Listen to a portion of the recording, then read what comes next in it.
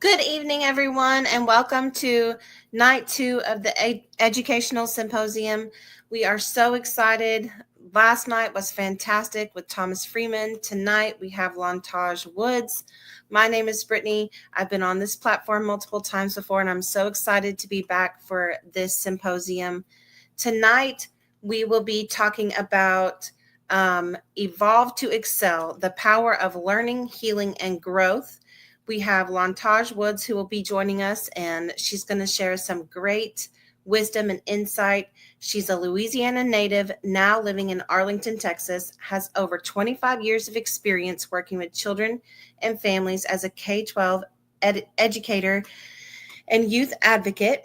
She has served in various leadership roles with faith-based organizations, volunteered at women and children's shelters, and co-founded Young Voices, a public speaking program for teens.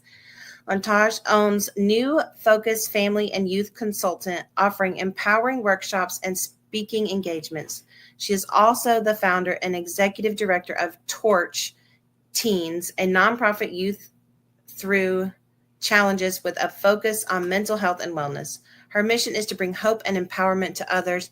We are so thankful to have you on here tonight, Ms. Woods, and we cannot wait to hear what you have to share.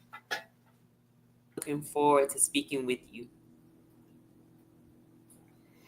So do you have anything that you would like to share about yourself beyond your introduction with us? We would love to hear it, and we can't wait to dive into tonight's topic. Yes. Well, I think my bio just kind of summed it up, who I am just as a person, but also as an educator and my mission in serving youth and families, but also that based on the topic, I'm also a lifelong learner because I'm embarking on a new part of my journey in education. And after 25 years going into year 26, I have a growth mindset. And that's something I think that is very important that we need to press upon our young people or just people in general, but definitely our young people. Always have your mind open to learn something new and to explore and to expand who you are. Well, if you don't mind, I'm going to start us off with prayer and then we can dive right in. Dear Heavenly Father, we just want to thank you for this platform tonight. We want to thank you for all the people that it will reach out to. We want to thank you for all of our educators and all of our children going back to schools tonight. We pray peace and comfort over them, God. We pray over every single person that will watch this live video tonight, God. And we just thank you for your peace and blessing as we go into this teaching tonight. Amen. Amen. All right, so let's talk about Evolve to Excel, the power of learning, healing, and growth. What can you share with us tonight? Well, I love the topic. So when you're talking about evolving, that automatically speaks of change. Again, it speaks of growth. And when you're looking at education, particularly now in 2025, with all the different changes with technology and everything, I think we have to focus on the positive that comes from that, because let's face it, AI is here to stay. But at the same time, making sure that we're allowing it to be something that's responsible, that's changing with the times. From a emotional point of view, as I just stated, having a growth mindset means that you're not locked into one way of thinking, one way of doing things. I'm embarking on something new after 25 years. I have a passion for reading in English, always have, but I'm going into dyslexia, which is something I've always been interested in. So I'm getting my certification in dyslexia and going to be working with junior high students to help them move through their reading challenges and evolve.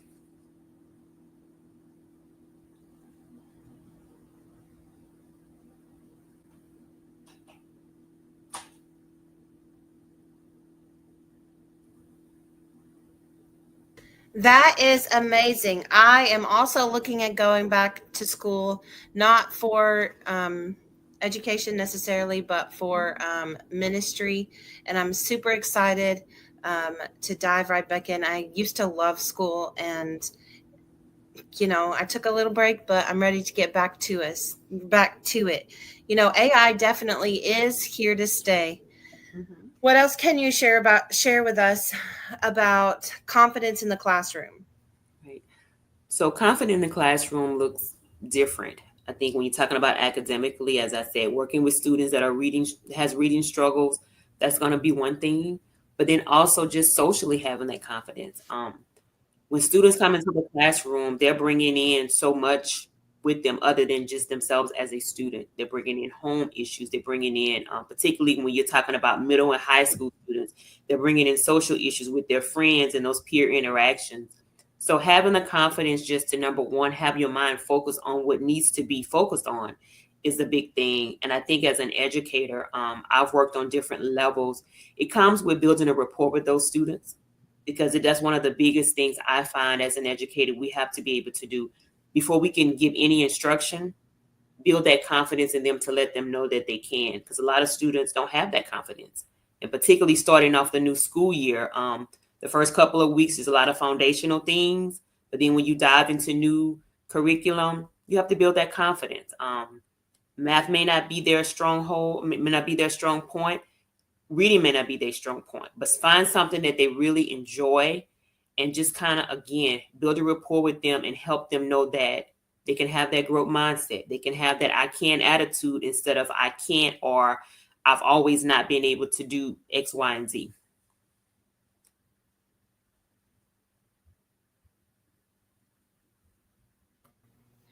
That is so true and such valuable information. How do you think we as parents can help children have confidence in the classroom and help fuel their self belief and lifelong learning? I love that question. I believe as a parent, working with the school, working with the teachers, going to open house, meeting the teachers, having a rapport with the teachers, and letting your student know that. So when they see that it's a collaborative effort between home and school, they know that they have support on both sides. And I think whenever students see that, their confidence goes up, because again, you have home believing in me, you have the school believing in me. Now it's up for them to believe in themselves. So definitely partnering with the school, partnering with those teachers and those educational experts that can help them. And then also being able to just build a good rapport with your child and ask them, tell me about your day at school. I always tell adults, never ask, particularly middle and high school students. I'm so focused in on them because I've been on that level for 14 years. Never ask them a question that's closed. Never say, how was your day? Tell me about your day, because you're trying to build an engaging conversation with them so they can give you a narrative. So conversation, relationships, rapport, and again, that homeschool connection definitely can be a driving force for students to excel. That is so good. That's such great information that you're sharing. So, how do you think that not necessarily AI, but technology and technological communication can negatively impact children in the classroom? Mhm. Well, coming in from the summer, the first couple of weeks is going to be difficult because a lot of young people have been spending a lot of time using technology, a lot of them unsupervised for long periods of time. And there's been so many studies to show, Brittany, that technology can be very addictive to some young people. So just to be able to break that cycle of them not having that device there with them. And I know here in Texas, there's a state law that's passed that they can't have their devices during the school day. That's going to be a challenge for some teens that really love their devices. And there's been a lot of debate about it, but it is a state law and districts are putting things in place. But when you're talking about using social media responsibly, you have to let young people know there are some educational values from it, but they have to follow the rules. And again, those interpersonal skills of engaging with real people is what's lacking because of so much dependency on technology. So I think setting a good balance with it, but also making sure they understand that that instruction time is just that, because a lot of young people know how to break through barriers that the district set in place, all the safeguards. They know how to do those things because they're very tech savvy. And we just want to make sure that they're focusing on the instruction so they can be successful. That is so good. So here's my other question, or another question that I have. What about those children that have not necessarily disabilities, but learning struggles? They might have ADHD or ADD or anything similar to that, and they have a really hard time focusing. How can we build confidence and help those children succeed in the classroom? I think the first thing you have to do is to ensure that they know that their weaknesses doesn't mean that they're not a good person or they're not smart. I've been working in special education for the past 14 years, and I've worked with students from all different types of disabilities, from high functioning autistic students, from students that were very low as far as their academics, reading deficiencies, math deficiencies, writing deficiencies, like I said, going into dyslexia. But letting them see their weakness, again, is something they can grow through. I've seen students that had never made the honor roll before. Once that confidence got built, once they realized that, okay, I can change my mindset about what I don't know, they started making the honor roll. They started making C's instead of F's because they started attempting to get the lesson that they were being taught instead of just saying, I can't do this and I'm just going to not do it. So I think building that confidence in them, letting them know again that they have the support, they have the guidance, they have people believing in them. And of course, just making them believe in themselves. But technology, again, is a big part of that. Assistive technology is used a lot with students with disabilities. So that's a strong point for a lot of them, being able to use technology to help and assist them with what they're having learning difficulties with. That's brilliant. That's such great advice and great knowledge. So let's add faith into it a little bit. How do we provide our students with or help them gain the confidence to maintain their faith in the classroom? Because, that's where a lot of kids can start to fall out of faith, is when they go to school and they're around their friends and, the world. They're in the world. Mm-hmm. Yes. Well, I served in youth ministry for 12, 13 years. So we had students, of course, that was being brought up around faith, that was in Sunday school, coming to youth ministry, doing a lot of different things that was building their faith. But of course, when they got to school, some of them weren't being the light that they needed to be. So I think the thing is to let them know that faith is really about a personal relationship. It's not what mom is teaching me. It's not what the pastor's teaching me. It's not what the youth ministry leaders are teaching me. And I think when those things need to kick in, Brittany, they're going to kick in. Do they need reminders? Yes. Do they need consistent prompting to say, okay, you need to take this to God. You need to be able to trust in what pray before tests, pray before all the big state tests, because test anxiety is real. And I've heard so many young people give testimonies of how their faith allowed them to overcome things, whether it's academically or something socially, being bullied, or, helping someone else that was being bullied. So faith plays a major part in evolving and growing as a student and as a person. Yes, that is so true. I have a 5-year-old, and he just started kindergarten yesterday, and he is very much all about telling everybody that Jesus loves him. And he asked me recently, but what if somebody says, no, he doesn't? Mhm. And so we had a conversation about how we, if you don't want to talk to your friends about faith, but how you maintain your belief without feeling pressured into believing what everybody says. Right. So I think that is such a valuable thing for children to hold on to, especially as they go to school. I don't know about where you live, but we have a lot of children who go from daycare facilities straight into kindergarten, and that can be quite the challenge for them. So, how do we help our children build confidence in their specific gifts, whether they like science or math or art or reading or writing? How do we help fuel their gifts or their talents or their passions without diminishing all the other things that they need to know as well? Okay. Well, first of all, I want to say kudos to you for having a 5-year-old that has strong enough faith to witness. That's amazing as a kindergartner. And believe me, kindergartners need that. It's really tough even for those smaller age groups. But in order to really help instill in them or to kind of help them home the things they're interested in, I think just allowing them to explore, allowing them to explore certain things. I know there's a lot of parents that kind of have things they want their kids to be interested in because maybe that's what they did or they see their friends' kids. But if you pay attention to kids long enough with your son, you can tell the things that they're interested in or they may have some curiosity about and just kind of nurture that, and just kind of see, is it just a curiosity or is it something that they're constantly asking questions about or wanting to see or wanting to, be involved in? And as much as possible, just nurture that because it really is the beginning of their purpose and their gift for a lot of kids. But sometimes you have trial and error and you may just have to see if there's something they're going to stick with. Yes, that's so true. Right now, he's big into what's 1 + 2, or what's 3 + 5. He's, we're like, is he going to be a mathematician? A little math whiz, yes. He's big into math. Yes. So, how do you think the early years of school and their interactions, the children's interactions with teachers, and how we set them up as parents, how do you think that what should we be doing to set them up for success in middle school and high school so that they go in not only prepared to deal with all the emotions and hormones, but all the advanced learning they're going to encounter? Yes. Whew.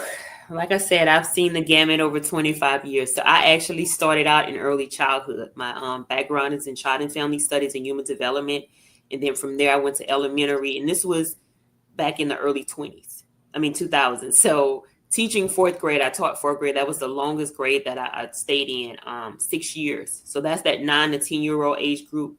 They're very exploratory. Everything is exciting to them. They love learning. They love asking questions. They just have so many different interests. So I think coming from that and then moving on up to middle school, which was at the beginning of social media, Snapchat, Instagram, again, technology is neither good nor bad. It's about how you use it.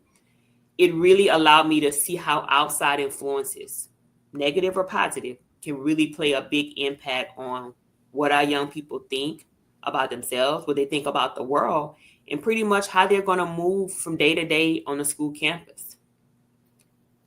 So I think that we just have to, again, I love the topic about evolving. Things have to change. And I think the education realm as a whole is realizing that, going back to AI, we have to keep up with these things and make sure it's being done in a productive and useful way to help our young people. But things are constantly changing. And again, young people are trendsetters. They follow a lot of trends. They have a lot of impact on the economy. They do. They're one of the biggest groups of consumers. And most of them don't have jobs, but they impact a lot of different things. So just really, again, just keeping your ear to the ground with what young people are doing. Of course, they need support and guidance, but they have a lot of influence on some really important things, even in the education realm. They do for sure. So to follow that up, how do we, as our kids are getting older, how do we help them maintain confidence in the classroom while also navigating learning about politics and, being brought into all the things that are going on in the world? Because I don't know about high schools now, but when I was in high school, we had a current events class that we did as like history or social studies where we talked about everything, and it was so confusing. So how do we help children navigate that? Yes. I'm glad you mentioned that word, current event. So at my previous school, it was an advanced school, and they took a course called humanities. So it was your English and your social studies blended together. And I would say about 85% of the curriculum was current events. It was meshing traditional history, traditional literature, historical with current. And what it did was it allowed for great conversations. They did something called Socratic seminars where they sat around and they did a really deep dive into an historical text and then compared that to something modern. Even with the current election, on the former election that we just had, they were able to compare some of those things with things from the past. And again, with technology, a lot of young people are just really, they have the world at their fingertips with these phones. So they're so involved in so many different things. And also they have so many different opinions about things, which again is great because it's allowing them to be a free thinker and a lifelong learner because they're seeing things evolve and they want to ask questions. They want to make comments. They want to learn more about it in a way that challenges people to say, okay, we have to make sure we're really serving these young people everything they need because they're not going to just take things as face value the way someone did from my generation. And I just really feel like that's a positive thing if it's channeled in the right way. But current events is a big part of what a lot of curriculums are moving towards, embedding that into what they're teaching. That is honestly I imagine it can be easy for students, but I think that is great because one of the things that I wish I had known more of when I graduated was how to handle processing current events and how they affect your life. So I think that's a phenomenal thing. Mm-hmm. So how do you think the way that we help children build up their confidence, their self-confidence, affects their not just their learning, but their activity in sports? I'm talking about like how we speak to ourselves, because children, especially at a young age, they are mimicking everything that you do. Mm-hmm. And I know my son is a little minor bird at the moment. So how important do you think it is for us to watch the words that we're saying, even about ourselves, when our children are involved? Right. That's an amazing question. I actually was just having a conversation with a family member a few days ago. So children now, they're definitely sponges. They're soaking up everything, the negative and the positive. So modeling positive words, positive affirmations, positive interactions, even to someone such as your son, age 5 years old, is so important. Because even if we think they're not paying attention, they are. And again, they're exposed to so many different things, so they're going to ask questions. So being able to, as an adult, whether that's a parent, an educator, someone in the community, such as what I do with my my nonprofit, is so important because young people, again, they're pulling information from so many different places. But those real live interactions that they're having with their parents, with other people, that plays a big part in how confident they feel about themselves. I've mentored young girls for probably close to 20 years now. And I had one of my mentees, we just started a College Students Matter extension of our Torch Team program. And she came on a podcast with me a couple of weeks ago. And Mr. Derek Durden, who also does some things with Build Your Best Life, he met her for the first time. And he was just like, she's like a little mini you. Yeah. Just her mannerisms. And to me, I never really noticed that, but he just saw so much of how she was saying and doing things, and from him being around me because he's a part of my organization. And I say that to say, it doesn't take long for people to pick up certain things from you just from being around you. That association is stronger than most people think. So that confidence definitely rubs off. But if we're not confident, that can also rub off and give them some insecurities. that we don't want our young people to have, because we haven't been strong enough to say, okay, it's not about being perfect, but again, we have to be able to have that growth mindset and be able to evolve. That is so true. Mm-hmm. How does a student's confidence impact their willingness to take academic risks or try new challenges in the classroom or sports? It has a big impact on them. Confidence is everything. What we feel about ourselves, what we say about ourselves, it matters. So whenever students have that confidence to, again, have that growth mindset, not be afraid to fail, and know that success is really in the eyes of the beholder, it allows them to be able to stretch themselves and to embark on some things, try out for the football team or try out for cheerleading or anything, or, try out to be on the student government, even if they're introvert. Seen that happen a lot, and just use their skill sets to be the best they can be for that particular area. But again, just having the confidence to do it. And it's just so awesome to see that, because you never know until you try. That is so true. You really never know until you try. And sometimes it's the trying that can be so scary. Mm-hmm. So I just have a couple more questions. What are some long-term effects of low self-confidence in a student's educational journey and beyond? I think probably one of the biggest long-term effect is what we just finished talking about. Not being able to get out of their comfort zone and try new things. Just doing the bare minimum because you want to play it safe. Never stretching themselves. Never tapping into their fullest potential because of what if. And then there's something negative that follows that, instead of what if it happens, something good happens and I succeed and I can have a great impact. So I think just kind of being, I don't like the word mediocre, but just not tapping into who they truly are and using their gifts and exploring who they could be in order to impact other people in a great way is something that I see a lot of young people have kind of shortchanged themselves just because of not believing in what they could do, or that it won't be on the level of someone else. Comparison is one of the biggest thieves of life. And I hear a lot of young people sometimes talk about, well, it won't be like this person or that person, but do it your way and get the results that you need to get from it and not like someone else. That is so good. That question makes me think about, like, when I was a kid, I didn't want to try things if I saw someone else doing it, because I would be like, well, if they can do it, why do I need to do it? Mm-hmm. Even if I got good at it, why should I do it if somebody else is already good enough and they're doing it? So I think it's definitely important to help children build up their confidence and know that even if someone else has the same skill set, they still have a valuable place in the same field. Yes. And I think that can just be such a hard thing for kids to wrap their mind around, because it's like, why would I do it if somebody else can do it? Mm-hmm. Or they try to over compete and try to, they wreck themselves trying to be better than them too fast when they need a slow build up. Right. Yeah. And it goes back to what we talked about earlier with letting them know that the confidence they need to have in them isn't for them, it's for anyone else, it's for them. Yes. And that everybody is unique in their own way. So that's something, again, that's a maturation process, and it has to start 5 years old, early childhood, and just letting them explore different things, different interests.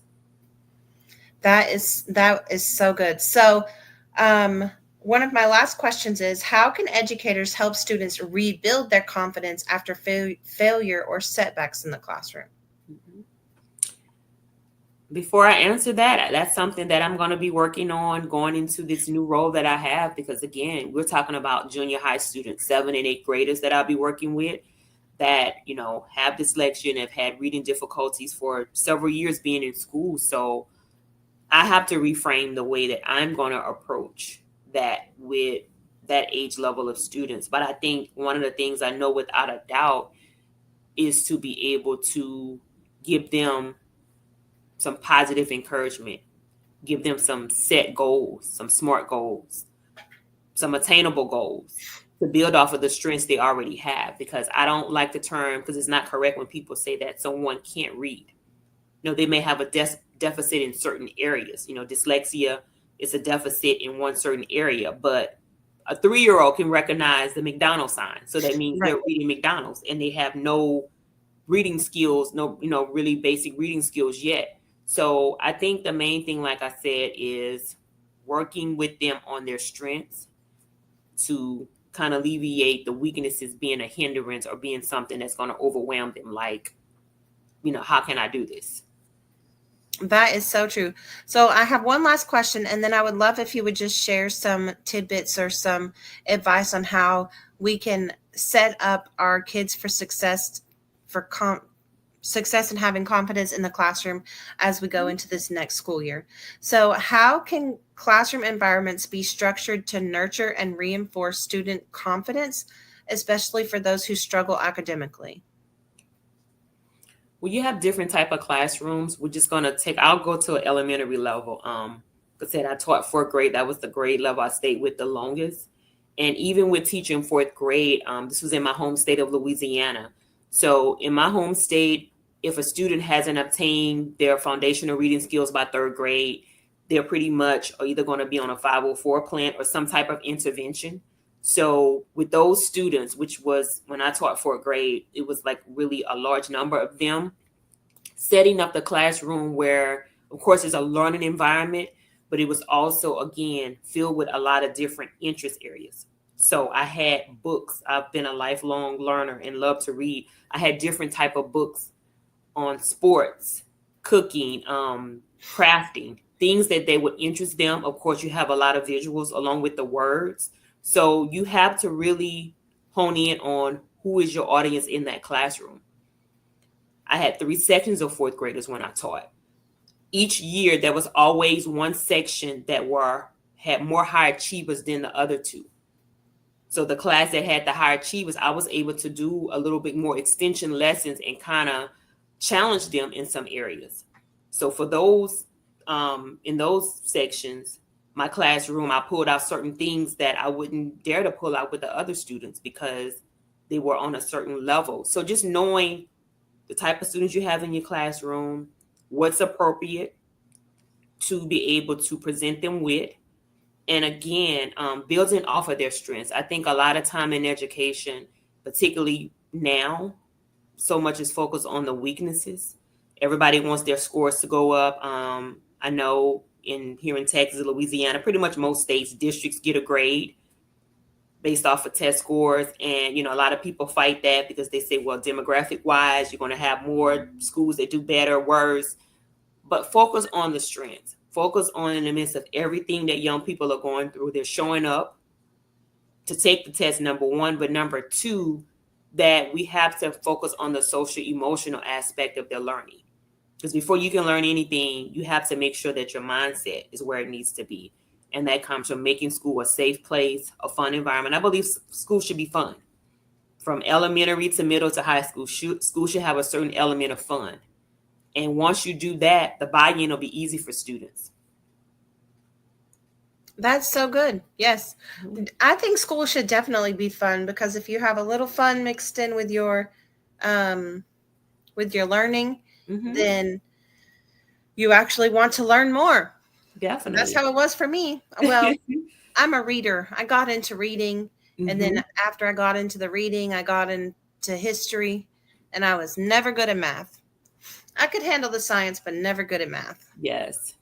Those are my 2 favorite subjects. So can you share with us just some tidbits to get everyone started for a great school year as we close out tonight? Definitely. So going into the 25-26 school year, I think everyone, whether it's students, parents, educators, should embark with a positive mindset. There's something in the air with this school year that I hear a lot of people excited. I've talked to some students. I was with my nephews this weekend, and they're ready to go back to school. And I've never really heard them say that. So I think going in with a positive mindset, set some goals. Set some goals. Get yourself organized.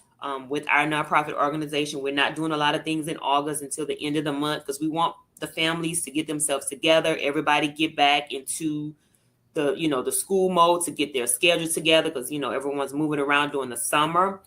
After having a positive mindset and setting goals, the next thing is stick to the goals. You have to stick to the goals, because setting goals is only part of it. So stick to your goals. And that comes from, again, being organized, being structured, having realistic goals. Don't try to have too many goals, 3 to 5. At some point, evaluate your goals. You're setting them. You need to evaluate and see where you are. Make adjustments as needed. And I think the final thing is, and again, this is for teachers, educators, parents, and students, have someone to hold you accountable. Even for someone, I'm going to go back to your little 5-year-old again. Kids can hold other kids accountable, whether that's getting in line the right way, whether that's not running in the hallway. Those things are important. And I think if that could happen, we're going to have a really great school year. Thank you so much for sharing with us tonight. It's been great talking with you and going over this topic. We are, this is day 2 of our education symposium. We are excited for day 3. We can't wait. It's going to be at the same time tomorrow for everyone who's watching. Please feel free to share this out with everyone that you know. Share it on all the platforms that you're on. Help us get engaged with other parents and teachers and educators who might need a little bit of wisdom. Lontage, thank you so much for joining us, and I can't wait for tomorrow. Yes. Thank you. Enjoy your evening. Have a good night. You also. Bye-bye.